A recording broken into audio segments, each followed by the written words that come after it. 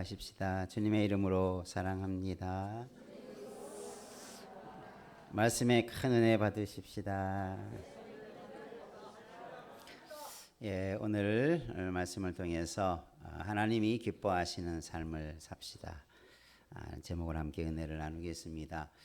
우리가 세상의 많은 사람들의 모습을 살펴보면 참 각기 문화 또 삶의 습관, 삶의 방식들이 참 다양하고 여러 가지가 있음을 알게 됩니다. 그리고 왜 그렇게 살아가는지에 대한 이유가 있고 목적이 있고 또 그런 삶이 그렇게 살아오기까지의 모든 과정들이 다 각기 다르기 때문에 다른 삶을 추구하게 되죠. 우리 그리스도인들은 그러면 어떻게 살아야 될 것인가? 그리스도의 삶이라고 하는 것은 어떤 삶일까? 여러분 한번 우리가 생각해 보면서 그냥 우리가 그렇게 살아왔으니까 이렇게 살아가지가 아니고 우리가 분명한 그리스도인으로서의 삶의 이유를 알아야 되고 목적을 알아야 되고 내가 왜 이런 삶을 살아야 되는지 분명한 그런 중심을 가지고 있어야 어떤 어려움 앞에서도 흔들리지 않을 것입니다. 그냥 남이 그렇게 살아가니까 따라가는 사람은 나중에 어떤 어려움이 처하게 되어지면 그 삶을 포기할 것입니다. 그러나 내가 왜 이렇게 살아가는지를 알면 아무리 어려워도 아무리 핍박이 있어도 아무리 환난이 있어도 결코 그 삶을 포기할 수 없을 것입니다. 그래서 오늘 그리스도의 삶이 어떻게 살아야 되는가라고 하는 것을 성경은 우리에게 너무나 많은 것들을 가르쳐 주고 있습니다. 특별히 로마서 오늘 말씀은 로마서의 큰 구조 속에서 보면 로마서 1장부터 11장까지가 어떤 원리적이고 신학적인 하나님의 은혜와 의가 이것이다. 복음으로 우리가 이렇게 의롭게 되어지고 우리 믿음의 사람은 믿음으로 말미암아 살아야 된다. 그리고 우리가 예수 그리스도로 말미암아 너무나 큰 사랑을 입었다. 이것을 아주 신학적으로 잘 가르쳐 주고 오늘 12장부터 마지막까지는 그 삶의 원리를 가지고 그러므로 우리는 이렇게 살아야 된다. 그래서 오늘 말씀에서 1절에 뭐라고 말합니까? 어떤 단어로 시작합니까? 그러므로라고 시작해요. 그러니까 이 그러므로라는 이 말은 11장 전체를 전제로 하는 그런 접속사가 됩니다. 그러니까 우리가 이런 은혜를 크게 받았으니 그러므로 우리는 이렇게 살아야 된다. 그러므로 우리는 이런 삶을 살아야 된다라고 하는 것을 명확하게 가르쳐주는 내용이죠. 앞에 것을 모르면 뒤의 삶은 왜 그렇게 살아야지 대한 그런 분명한 자기 의식을 갖지 못하게 되겠죠. 앞에 것을 모르면 왜 내가 이런 삶을 살아야지라고 하는 분명한 자기 의식을 갖지 못할 것입니다. 오늘 우리는 이 그러므로 앞에서 이미 많이 설명했던 여러분이 우리가 알고 있었던 구원의 은혜들, 내가 구원받은 그 은혜가 있기에 한마디로 말하면 우리는 이렇게 살아야 되는구나라고 하는 것에 초점이 맞춰지게 되는 것입니다. 우리 모두가 구원받은 자로서 구원의 감격을 가지고 새 삶을 살아가기를 주님의 이름으로 축원합니다. 한번 옆에 분하고 다짐하시다. 구원받았기 때문에 그러므로 우리는 그리스도인답게 살아야 합니다. 믿습니까? 누가 뭐래도 왜 당신은 이런 삶을 삽니까? 당신은 왜 교회를 다닙니까? 당신은 왜 세상 속에서 이런 방식을 가지고 살아갑니까? 왜 술도 마시지 않고 왜 죄악된 것에 함께하지 않습니까? 라고 물어보면 그 묻는 자들에 대해서 분명하게 확실하게 이야기할 수 있는 자 되기를 바랍니다.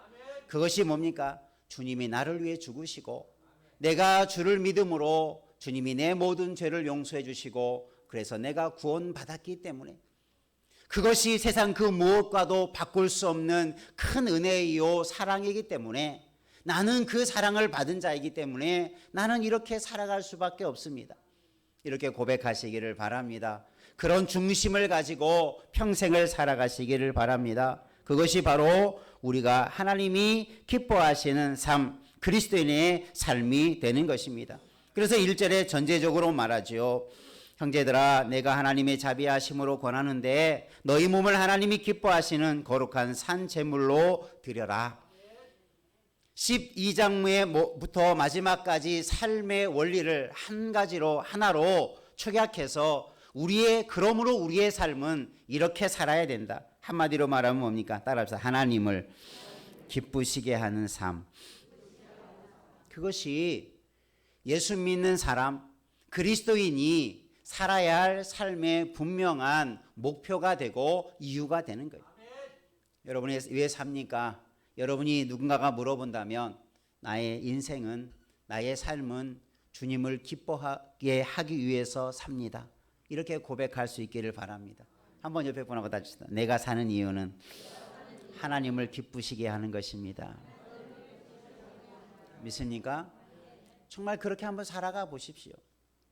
그러면 우리의 삶이 어떤 은혜가 임할는지, 우리가 하나님을 위해 살지 않고 자꾸 나를 위해 살고 자식을 위해 살고 누군가를 위해 살려고 하면 그것이 얼마나 우리의 삶에 곤고함으로 다가옵니까?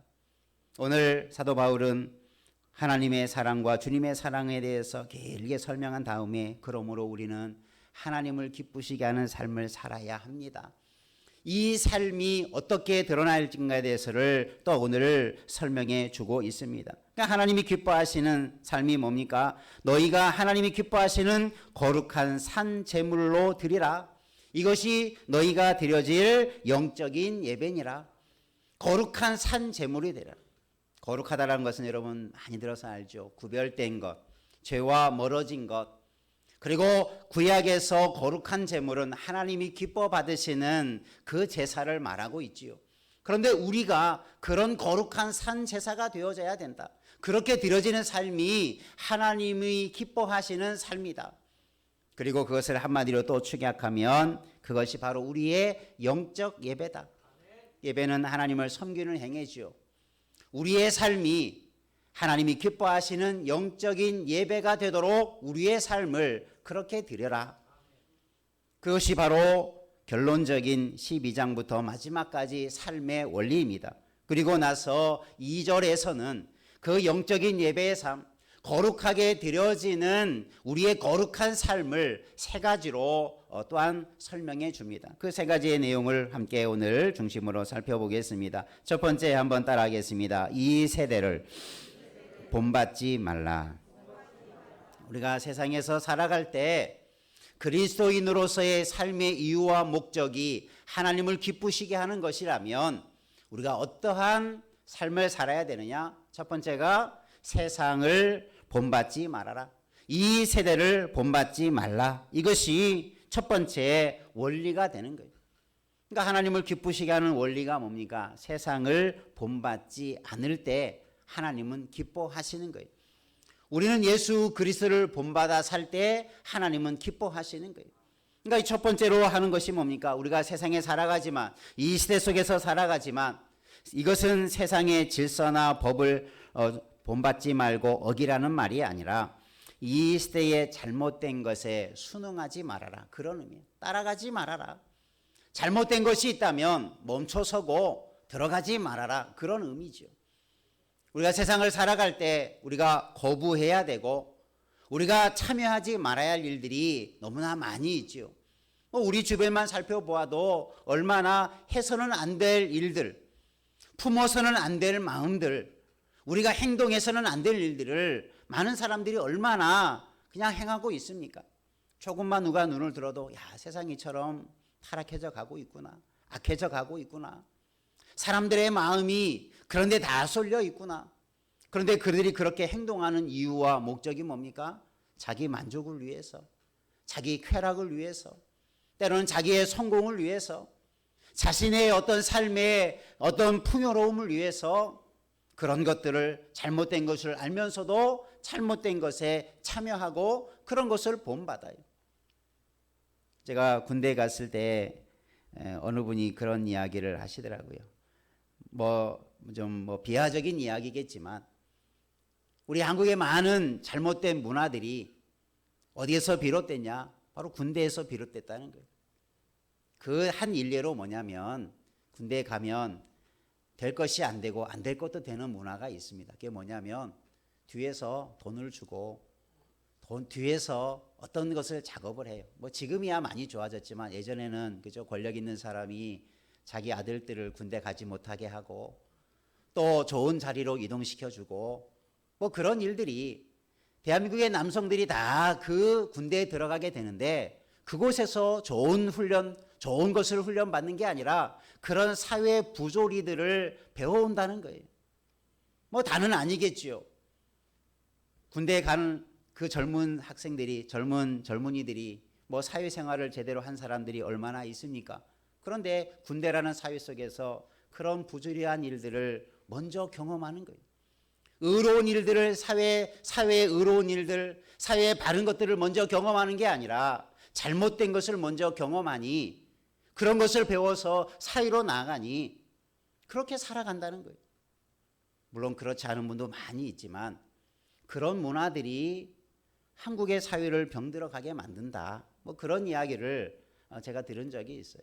뭐 군대 사역을 하고 있는 그런 목사님을 통해서 들은 이야기입니다. 수많은 그곳에서 젊은이들을 지켜보면서 하셨던 한탄스러운 이야기를 그렇게 하시는 거예요. 그래서 사명감을 가지고 이 젊은이들이 젊을 때에 군대든 어디든지 어디 사회든지 바른 정신을 가지고 바른 의로운 것을 가지고 젊은이들이 세상을 바라볼 수 있도록 그렇게 훈련시키고 교육시키고 그런 사명을 가지고 그런 사역을 했던 그 목사님의 이야기가 지금도 뚜렷해요. 제가 그 군대 현장에 있을 때 그 말이 결코 틀린 말은 아니더라고요. 여러분, 세상이라는 것이 어떻습니까? 우리가 조금만 우리가 눈을 들어서 영적으로 바라보면 정말 해서는 안 될 일들이 자행되고 있어요. 법이라는 것이 존재하고 있지만 교묘하게 법을 피해가고 교묘하게 법을 넘어가는 일들이 얼마나 많은지 모릅니다. 그러니까 우리가 이런 세대 속에서 이 세대를 본받지 말아야 할 것들이 얼마나 많은지 몰라요. 여러분, 우리 모두가 세상으로부터 우리가 구별된 삶을 살기를 원한다면 세상을 본받지 않기를 바랍니다. 요한일서에서 사도 요한은 그렇게 말합니다. 세상에 있는 모든 것이 육신의 정욕과 안목의 정욕과 이생의 자랑들인데 이것이 다 아버지께로 온 것이 아니고 세상으로부터 온 것들이라. 그러니 세상 것을 본받아서는 안 되는 거지요. 오늘 우리가 세상 것을 거부하고 우리는 무엇을 본받아야 합니까? 예수 그리스도를 본받아야 돼요. 예수님이 어떤 삶을 사셨는가? 어떤 삶을 가르쳐 주었는가? 우리가 예수님을 직접 보지 못하였다면 예수 믿는 그리스도인들의 참된 신앙의 모습이 어디에 있었는가를 보고 배우고 따라야 될 줄로 믿습니다. 여러분, 신앙의 아름다운 삶을 본을 삼으시기를 바랍니다. 예수 그리스도의 본을 삼고 아름다운 신앙인의 본이 되어져 가고 그런 삶을 따르기를 주의 이름으로 축원합니다. 그래서 우리는 우리의 눈을 세상에 두어서는 안 되고 주께로 둬야 되고 믿음으로 우리가 살아가는 사람들에게 우리의 본이 될 수 있도록 그런 자들을 바라봐야 되겠죠. 야, 믿음의 사람은 이렇게 사는구나. 세상 속에서 이렇게 세상을 거스리며 살아가도 하나님께서 은혜를 주시는구나. 여러분, 이런 것을 많이 본받기를 주님의 이름으로 축원합니다. 또 우리의 눈을 들어보면 그런 사람들이 참 많이 존재해요. 참된 그리스도인이 많이 있습니다. 우리 많은 그리스도인들이, 하나님의 사람들이 이렇게 세상을 살아가는 사람도 있구나. 참 이렇게 하나님의 말씀대로 묵묵히 세상 속에서 빛을 잃어가지 아니하고 살아가는 그런 신실한 그리스도인들도 많이 있구나. 여러분, 그런 삶을 본받기를 바랍니다. 여러분, 기독교 방송 같은 걸 들어보면 참 어떤 간증이나 어떤 삶에 대해서 이야기해 볼 때 보면 참 신실한 분들 얼마나 많습니까? 참 믿음으로 살려고 몸부림치고 믿음으로 살려고 얼마나 세상적인 것들과 거부하며 그 힘든 과정을 이겨내는 사람들의 이야기들이 얼마나 많이 있습니까? 여러분, 이런 사람의 이야기들을 통해서 그런 삶이 나의 삶이 되도록 본받기를 주님의 이름으로 축원합니다. 하나님께서로부터 온 것을 우리가 붙들고 바라보고 따라갈 때 우리에게 복이 되어지지만 세상을 바라보고 세상을 본받을 때 우리의 삶은 세상 사람과 다를 바 없는 하나님의 진노가 임하는, 하나님의 심판이 임하는 인생일 수밖에 없음을 기억하시고 우리 모두가 세상을 본받지 않는 삶으로 나아가기를 주님의 이름으로 축원합니다. 우리가 하나님의 자녀가 되었으니 우리가 하나님의 자녀로서의 삶을 분명한 그림을 그려가며 나아가시기를 바랍니다. 하나님은 모세를 통해서 율법을 주실 때도 그러했죠. 저희들이 애굽에서 400년 동안이나 살았던 그 삶을 박차고 뛰어나와서 살아갈 때 그들의 삶 속에 400년 동안이나 아브라함의 후손들이 애굽에서 살면서 애굽의 문화들, 애굽에서의 삶의 방식들, 삶의 가치들을 가지고 살아왔어요. 한순간에 그걸 다 버릴 수가 없어요. 그래서 하나님은 그들을 출애굽시킬 수밖에 없었어요. 그래서 율법을 주시고 약속의 땅을 향하여서 나아갈 때 이렇게 살아가라. 새로운 하나님의 나라의 백성으로 이렇게 살아가야 된다라고 십계명도 주시고 율법도 주시면서 그들에게 새로운 삶의 법을 말씀해 주시죠. 더 이상 애굽의 삶을 본받아 살아가지 말고 한번 새로운 삶을 만들어 가보라. 새로운 나라를 세워 가보라. 새로운 민족을 만들어 가보라. 이것이 모세를 통해서 주셨던 하나님의 말씀들이었습니다. 오늘도 저와 여러분 구원받은 자가 되었으니 우리가 더 이상 세상 것을 본받지 말고 하나님의 나라의 법을 따라 살아가는 은혜의 삶을 살기를 주의 이름으로 축원합니다. 두 번째 한번 따라하겠습니다. 오직 마음을 새롭게 함으로 변화를 받으라. 네. 우리 주변에도 보면 요즘에 선거철이지만 조금만 잘못되면 쇄신을 외치고 변화를 외치는 일들이 세상에 많죠. 교회도 변화해야 된다라는 자성의 목소리들도 많이 일어나고 있죠. 그 중심이 무엇입니까? 왜 변화를 자꾸 사람들이 외칩니까? 왜 많은 사람들이 변화를 갈망합니까? 변화되지 않으면 망한다.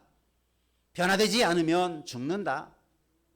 세상의 정치가들도 그 정치적인 세력을 유지하기 위해서, 살아남기 위해서 끊임없이 변혁을 외치고 쇄신을 외칩니다.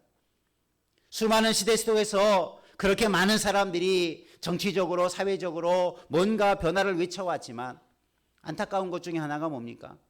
그 많은 변화들 속에서도 세상은 변하지 않는다는 거예요. 여러분, 사람이 사람을 변화시킬 수 없는 거예요. 세상의 정치가 세상을 변화시킨다는 것이 얼마나 어려운가라고 하는 것을 잘 보여주는 대목이죠. 그러면 하나님은 뭐라고 말합니까? 체제를 변화시키고 어떤 외적인 틀을 변화시킨다고 나라가 변화되는 게 아니에요. 옷을 바꿔 입는다고 그 사람이 새 사람이 되는 건 아니는 원리와 똑같은 거죠. 오늘 우리는 그래서 먼저 마음이 변화돼야 될 줄 믿습니다. 마음이 새롭게 돼야 우리의 삶이 새롭게 되는 거예요. 여러분이 아무리 새로운 것을 갈망해도 마음속에 새로운 마음을 품지 않으면 내 삶은 안타깝지만 변화되지 않아요. 그 변화되는 갈망조차도 이루어지지 못해요. 왜요? 내 마음이 변화되지 못했으니까. 여러분, 하나님은 우리에게 성령을 통해서 우리를 변화시켜 주시고 중생케 하시고 거듭나게 하신 줄 믿으시길 바랍니다. 우리에게는 답이 있어요. 사람의 힘으로 바꿀 수 없는 능력을 하나님께서 우리에게 부어주십니다. 성령을 통해서 우리를 거듭나게 하시고 변화시키게 할 수 있으십니다. 그러니 성령을 의지해서 이런 마음을 새롭게 하시길 바랍니다. 안 된다 하지 말고 할 수 있다. 내 마음을 성령께서 변화시켜 주시고 그렇게 하도록 내가 성령께 내 마음을 내어놓으면 변화된다. 그래서 새 삶을 살 수 있다. 예수 믿고 새 사람 된 사람의 이야기들이 바로 그런 거죠. 어떻게 그럴 수 있는가? 어떻게 그런 사람이 예수 믿고 새 사람이 될 수 있을까? 세상의 교육으로 할 수 없었던 일, 세상의 제도로서 바꿀 수 없는 사람을 말씀이, 복음이, 예수 그리스도와 성령이 변화시킨 줄로 믿습니다.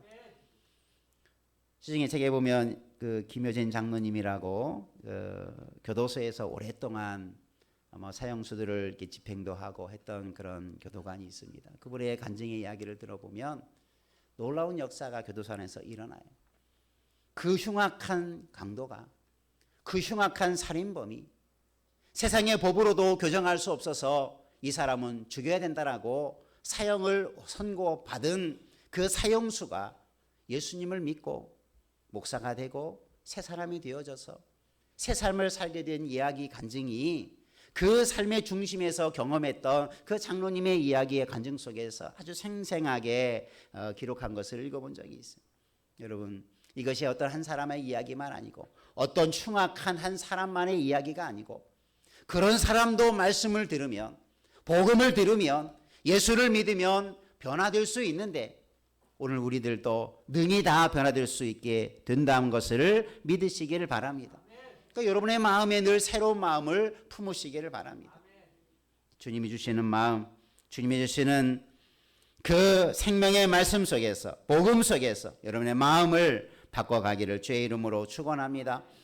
우리가 새롭게 내가 한번 새 삶을 살아보겠다라고 한다면 우리의 마음 속에 이런 새로운 마음을 품으시기를 바랍니다. 그래서 마음을 새롭게 하면 변화를 받을 수 있다.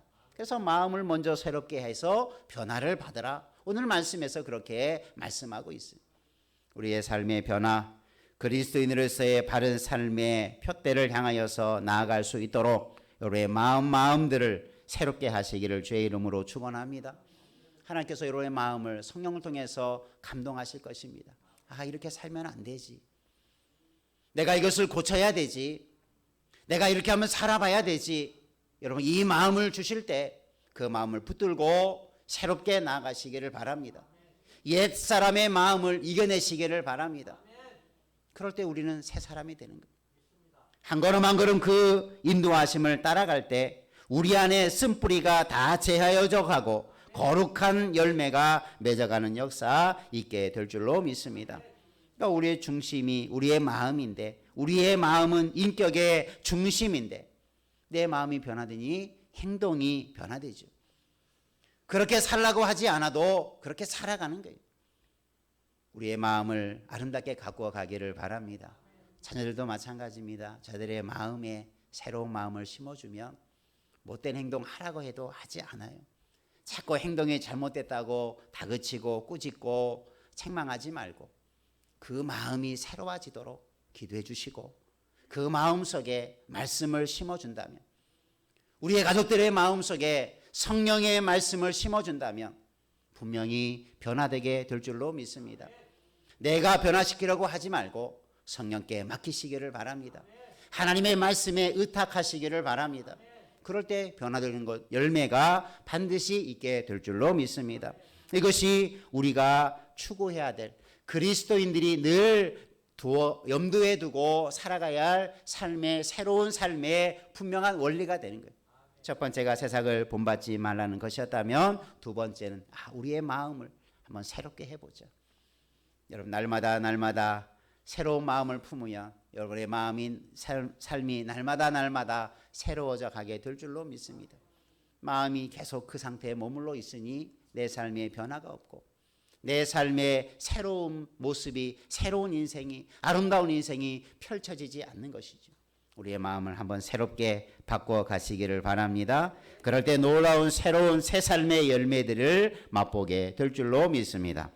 우리의 삶 속에 이런 아름다운 거룩한 삶의 모습이 변화받아 되어지는 역사가 있게 될 줄로 믿습니다. 세 번째 한번 따라 하십시다. 하나님의 뜻이 무엇인지 분별하라.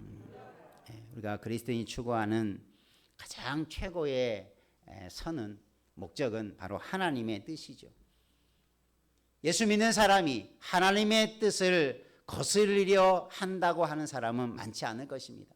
많은 사람들이 이것이 하나님의 뜻이다라고 말하면 예수 믿는 사람들은 그 하나님의 뜻이라고 하는 말 앞에 자신의 마음을 내려놓지요. 자신이 하고자 하는 것을 한 번 더 생각해 보게 되지요. 하나님의 뜻이 법이 되기 때문입니다. 예수 믿는 사람에게는 하나님의 뜻이 우리의 삶에 규칙이 되어지고 규범이 되어지는 거예요.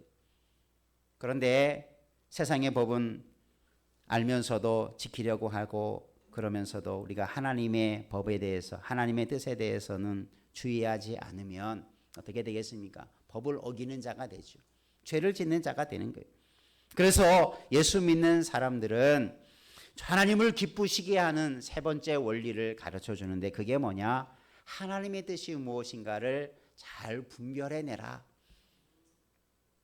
예전에 콩을 타작하고 나면 콩 속에 뭐가 들어있어요?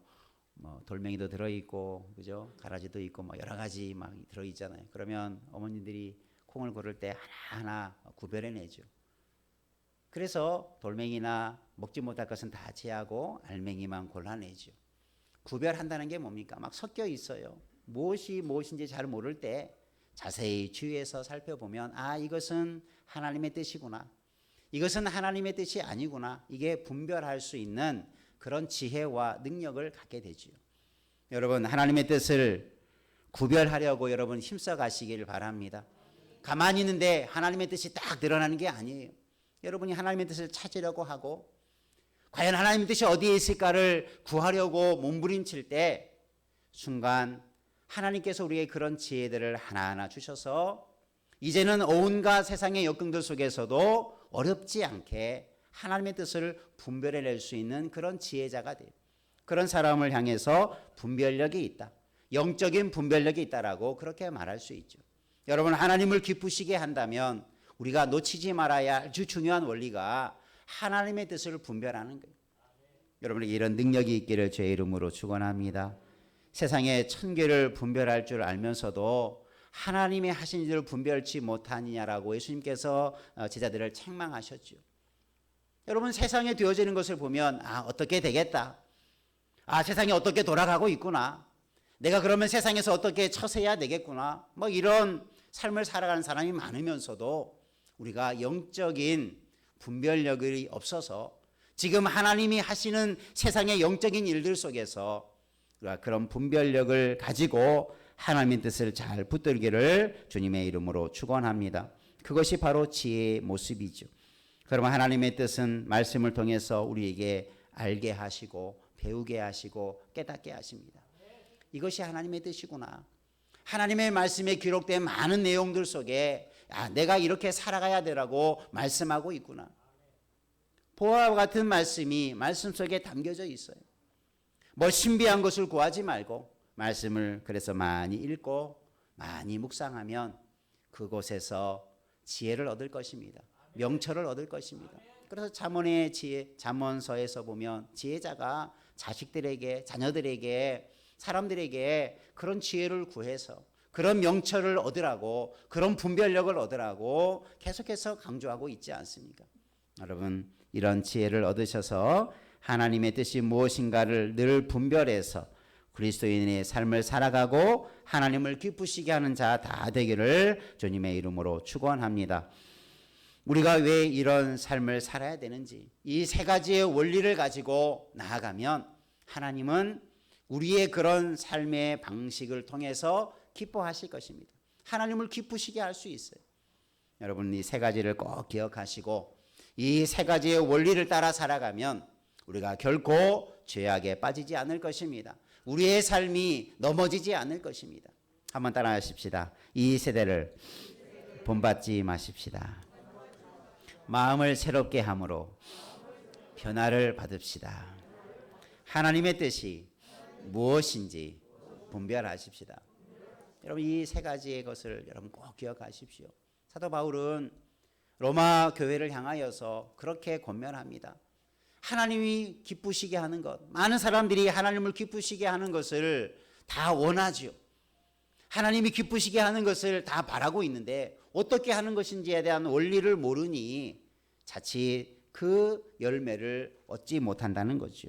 이 세 가지를 꼭 기억하시고 이 세 가지의 원리를 따라 살아가는 곳에 분명한 변화가 일어나고 열매가 있고 그곳에 우리의 삶에 아름다운 삶의 자리가 있음을 기억하시고 그래서 하나님을 기쁘시게 하는 그런 삶을 살아가는 구원받는 이 시대에 참된 그리스도인의 삶이 되어져 가기를 주님의 이름으로 축복합니다. 기도하겠습니다. 살아계신 아버지 하나님, 하나님께서 우리에게 구원이라고 하는 큰 은혜와 사랑을 베풀어 주시고 구원받은 자로서 그러므로 우리가 하나님을 기쁘시게 하는 삶을 살아야 할 것을 가르쳐 주셨는데 이 세대를 본받지 말고 마음을 새롭게 함으로 변화를 받아 하나님의 뜻이 무엇인지를 잘 분별해서 하나님을 기쁘시게 하는 참된 그리스도인의 삶을 살게 하여 주옵소서. 우리의 삶 속에 하나님이 원하시는 것이 무엇인가를 잘 분별할 수 있는 이런 지혜를 가지고 평생을 아름답게 살아가는 복된 인생 되게 하여 주옵소서. 예수님의 이름으로 기도하옵나이다. 아멘.